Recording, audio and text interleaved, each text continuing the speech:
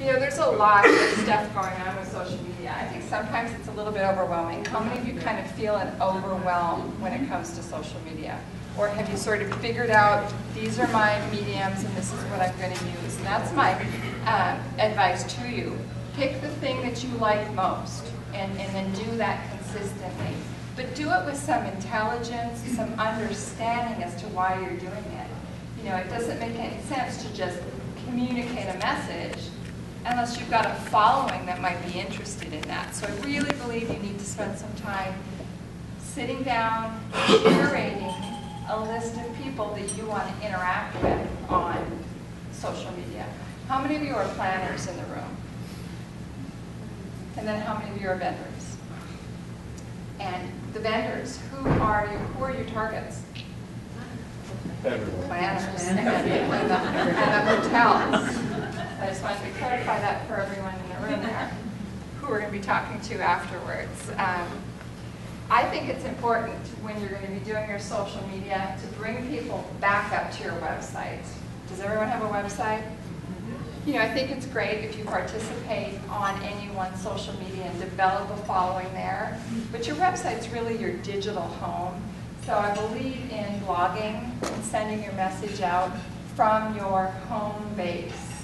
Your home base being your website, your blog, the place where all the information about you lives, the place where your portfolio, your contact, everything about you online should be on your website. And so we push things out from people's blogs. It's hard for us, hard for me to really craft a message on a regular basis unless I've got something going on somebody's website. I know that there are some people who are incredibly clever on Twitter and can just, you know, shoot stuff out and develop a following there. I'm all about content because ultimately, you know, Google is the king, I think. You know, we're all interested in as much traffic as possible on our websites. So here's my pitch for why we should be in social media. Brand recognition gives you an opportunity to send your brand out to any one of the mediums. And you know, you want people to be able to recognize you. I was thrilled when you said, yes, we know who Race PR is. We're really consistent. We put our brand, the logo, who we are, what we do on all of our social media outlets, and then we attach it at times to some of the client work that we do. That's all through social media. I've never taken out an ad, never been on TV. You know, it's all social media, and then word of mouth networking. So I can't say enough about what it will do for your brand recognition, and your ability to communicate who you are, what you do. Community.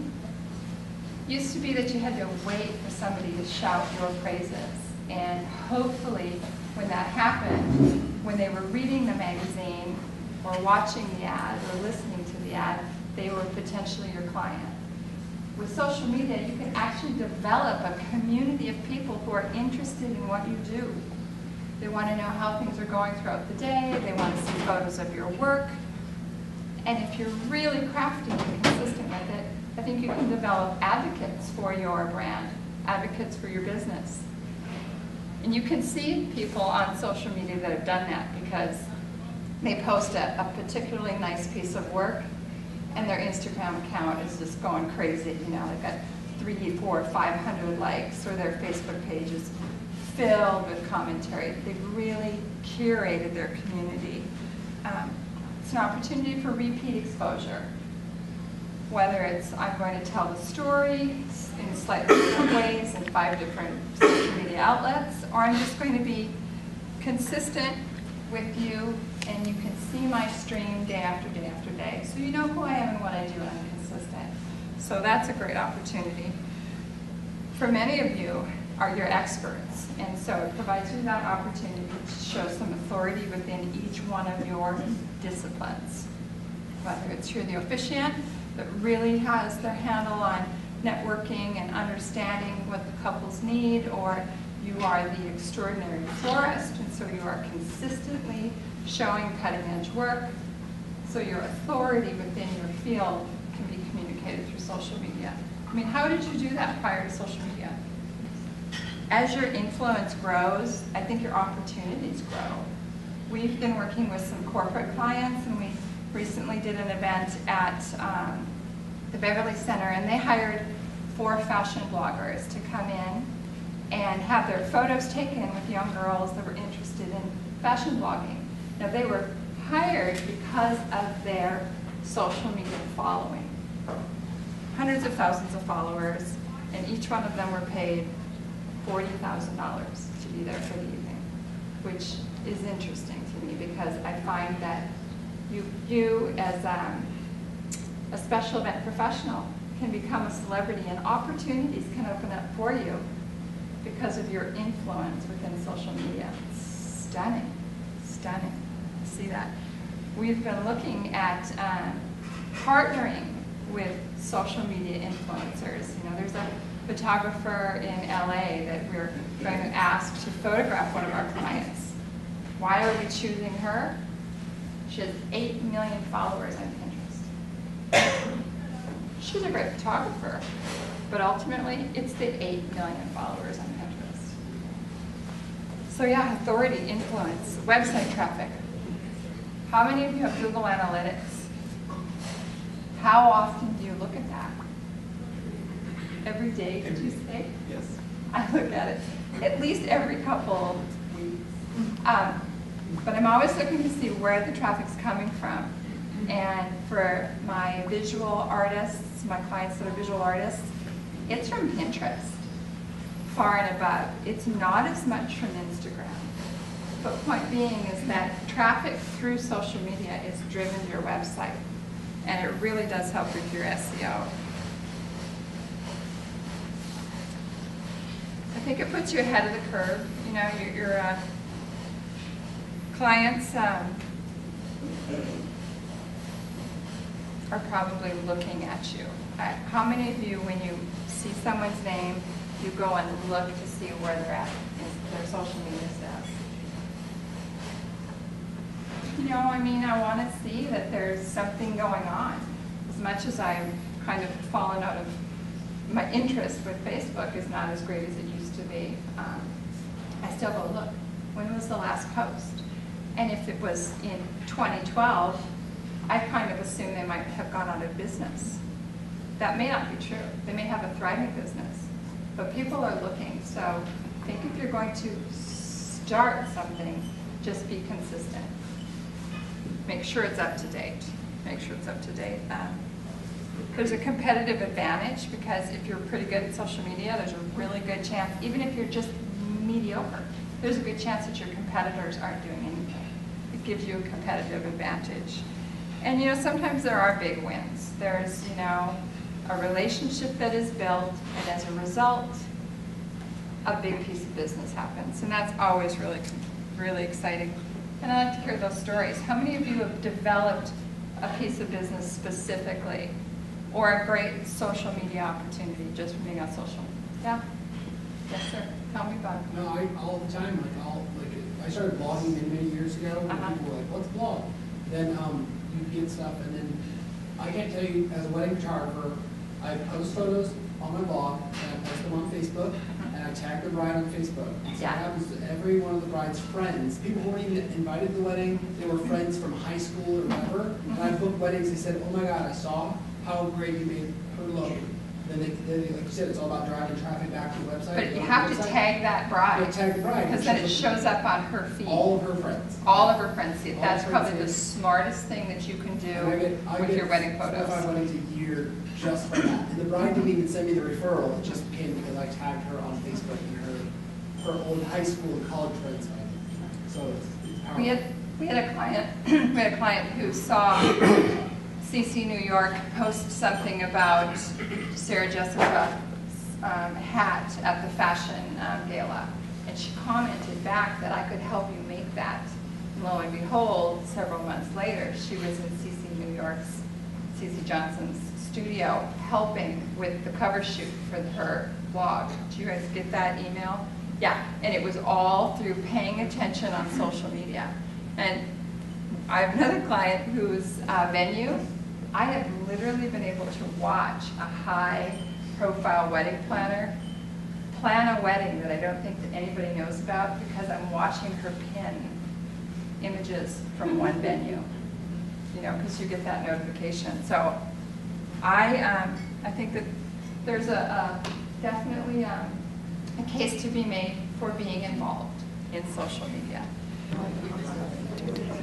I think if you're in the wedding industry and you are not spending time on Pinterest, it's crazy because all those brides, 22% women planning their wedding are on Pinterest. And then there's women who wish they were still planning their wedding who are still on Pinterest. In Pinterest words, they are a pinboard style photo sharing website that allows users to create and manage theme-based image collections such as events, interests, hobbies. Users can browse other pinboards for images, repin. They have 70 million users. I had to update this. I originally created this slide a year and a half ago and it said 11 million. So that's 70 million users, 500,000 business accounts, and there are 5 million pins that are going on throughout the day. I think the thing about Pinterest that kind of trips us up a little bit is I want to curate, make my beautiful boards. So I'm going to pin 100 pins in, an evening. It's probably not smart because you really just spammed everyone that's followed you. It's about consistency.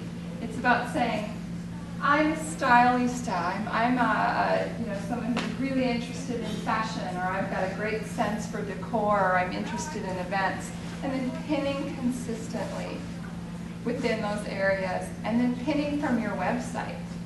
One of the things I found interesting is that you can find all of the pins that have come from your own website if you plug in www.pinterest.com/source/your-website. Now I'm working with a venue, so we recently did that. We found all of the pins, and then we went in and we liked all 1,000 pins that had mentioned this site. Now what I'm going to do with that like button that happens, I'm not sure yet, but I think what we're probably going to do is we're going to go in and comment on every one of those images, thanking them, or some type of a commentary about how much fun that event was, so that there's a direct venue. The venue is making the comment. Yeah, the venue's making the love to have your sister's wedding. Yes, sir. Wasn't it also important on your Pinterest to also put your website link on it for SEO qualities? Because when Google searches that and they see that website on there, they'll also go to there as well. Absolutely. Now, are you talking about in your comments? In your comments. In your comments. In the comments. Put it in there. The attachment, when you pin from your site is there, but that can get lost after repinning. But if you do put that comment in, It'll always be in there. Yeah, it's really smart. One more question, Rhonda, please. So you're saying start on the website. Select the photos we're pinning from our own website first. Not out of my photo bank, but from my site. You can upload a photo to Pinterest, and then you go in and you can edit it and change it to your website URL. So it'll direct back. But you're better off pinning directly from your site. The other thing that you can do is make sure that you pin from your realized press. Let's say your wedding ends up on Astounding Pretty. Make sure you pin that to your site. Also, if you have a blog, it's really good to pin. You can download a little app on your blog that'll allow you to pin everything and allow other people to pin it too. Absolutely. And it'll go straight to your blog and then go straight to your website. We're sharing boards now. Well, we've always done this. Race PR pins, and then we have a board that we share with our clients. But with the venue that I'm working with, they've chosen, as any venue does, they've got a select number of wedding planners that are on their preferred list. We've made shared boards for each one of those wedding planners. And it's a benefit to those planners then to have that featured board on the site's Pinterest. And ultimately, I'm having these wedding planners then fill in their board for them, which I think is smart. And so I think you should share specific boards with your vendors. Let's say you've got an amazing lighting company you work with that's really, active on Pinterest. Share a board. And then, of course, share boards with your brides. Make sure that you like things, comment. If you do with the handle on Pinterest, that person will get an email saying somebody commented on your pin. So I was not aware of some of the interactions that were built into Pinterest when I first started on there. If you do a $, it will show up in the gift category, and it will have a banner on it that shows that it's a for sale item. So a photographer that is selling art, you could do a sign, $, and it'll end up with a special category. Oh, we're on Instagram. I love Instagram. It's the most gratifying social media outlet for us. We have a client that we worked with all of 2013, and I just did their end of year analysis, and we really pretty much posted the exact same content on Facebook and on Instagram. On Facebook, we ended up with 500 new followers. On Instagram, we ended up with 6,000 new followers. I mean, it was a huge difference. People are so generous on Instagram.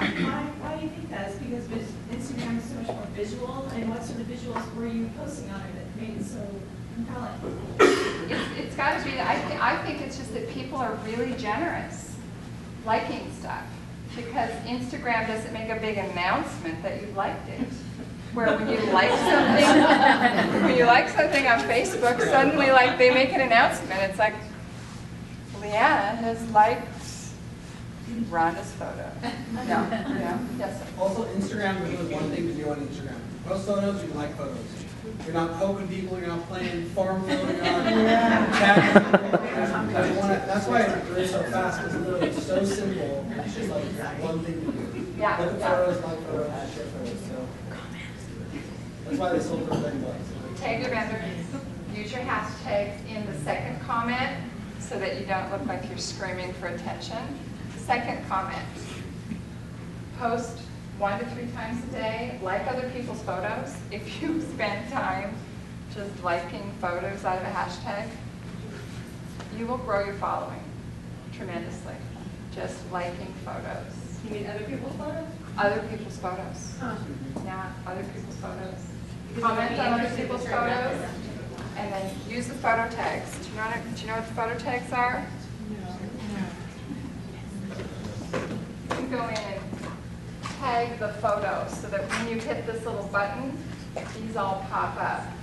And it's really, I think, an expression of gratitude, and you're sharing the wealth. If you've got a really strong Instagram account and you have shared with your following the team, they're going to love you for that. You know, and I think that it's all about team marketing.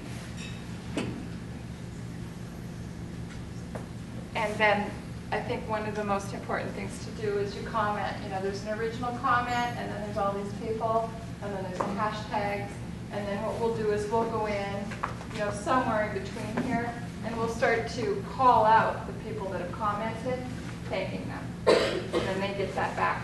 So that's the interaction.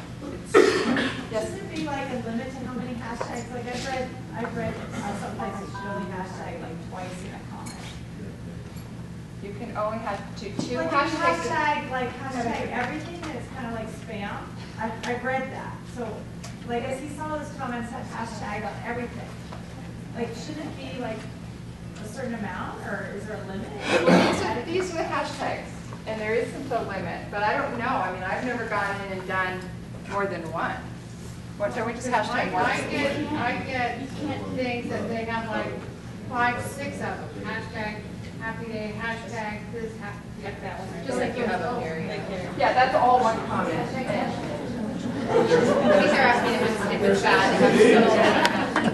Okay, so LinkedIn is my second favorite for business to business because it's so professional. There's no consumers on there. Okay, who loves LinkedIn besides me? A few of you. Who hates it? Who hates it? Corporate. So it is corporate, but you know what? Some of us work within the corporate marketplace. I love the fact that every relationship I've ever developed in the industry, I know where they're at. Because they're on LinkedIn, and all I have to do is search for them, and it shows specifically, don't lose contact with people.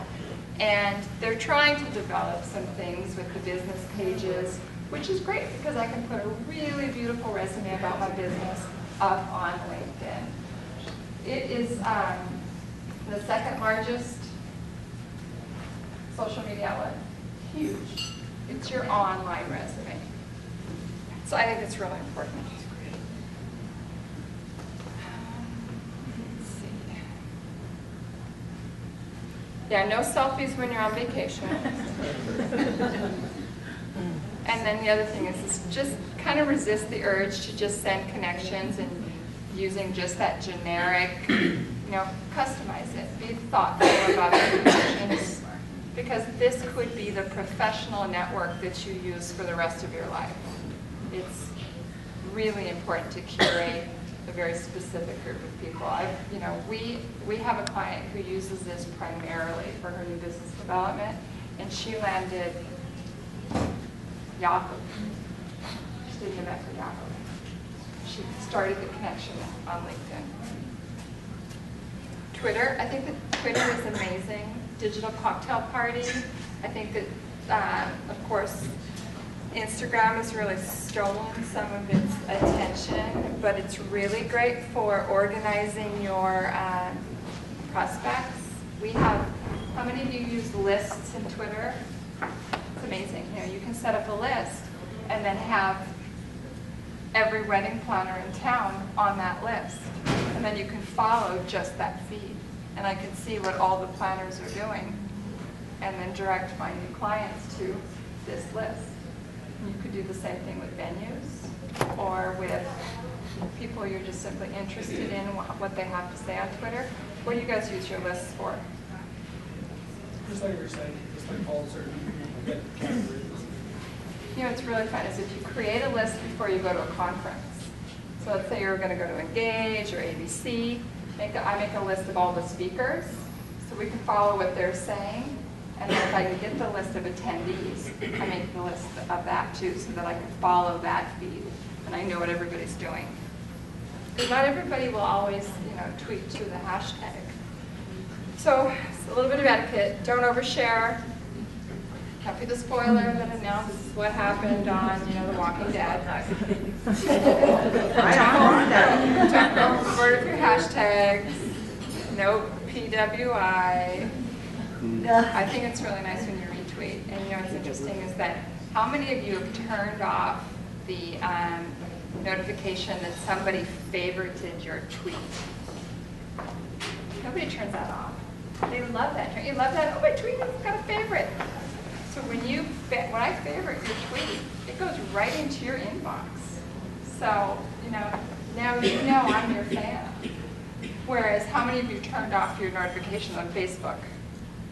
Like, they're all turned off. I don't want to hear it. But I do like it when somebody's repinned my pin, because I'm not going to turn that off. Google Plus. I don't have a lot to say about it. I'm going to spend the next year really focused on Google Plus, but when I was doing my research, I found this Shevington.com. Amazing amount of information about all of the things that are offered on Google Plus. What I like about it is that it's Google. And it's just sort of a social layering over all of the other products that they have. Google Drive, Google Analytics, Google Search Engine Optimization. And the sharing options are really beautiful, and the ability to communicate with people is really elegant, and I love the Google Hangouts and your ability to record those Hangouts. I think it's time well spent and a nice relief from Facebook. Facebook, I'm going to just go back to Facebook because I'm running short on time, We started our business on Facebook, and it was spectacular. I could set up a business page and invite all my friends to like it, and 5 days later they'd have 800 fans, and you know, the posts were rich and loved and liked and reposted. And now I wonder who sees anything. You know, are people seeing your posts? Are you paying for that? So, you know, I just wonder if you have a business page, how much of that is being seen. I think, again, you should just post your other content, but we are personally not going to spend a lot of time on it in the future for a business, unless they kind of change their algorithms and loosen that up a bit. Are you on Facebook? Well, yeah, but again, they changed it just a couple months ago because now they're a public corporation, they have to make money for the shareholders, so they're putting less and less of your business story unless you pay for it. But again, the bottom line is, like this is what the guys again, if you put cool shit on Facebook, it gets shared, and if you don't, that's the word they use, this way. Cool stuff gets shared, commented on, everything else gets ignored. I went from getting like 2,000 views on just a random thing to like 100. Yeah. If you don't pay for it. It's really inconsistent. Yeah. But you know, if we have big news, we're going to share it. Yeah. We're going to boost the post with a little bit of cash. Why not? Why not?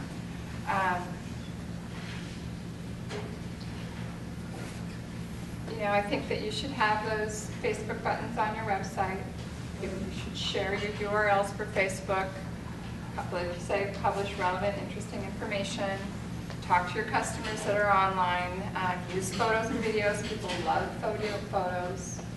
They don't really follow the URLs as much. And then I like to be able to update and check. I check in. My personal Facebook is primarily business, and I think that for business owners, they should share their business page postings. We're working with a florist, and when we share his things on his personal page, it gets a lot of likes in a community. Oftentimes you have the same following, so you might as well exploit the fact that you can get some exposure by using your personal page. And then as far as taking the work out of social, you know, I think you should do what you love, because if you just hate it, don't do it. If you love Pinterest, spend time there. Make it a rich, fun environment. If you love Twitter, spend time on Twitter. But do what you love and then do it often. Don't make it a drudgery. And I think that it's a really powerful tool, and you just need to master the platform. So if you're going to get involved, do the research. Get online, look at all of the options that that social media platform has for you, and become a master at it. You know, if you're going to do it, might as well do it well. We use Hootsuite, and that would be my big tip for the day.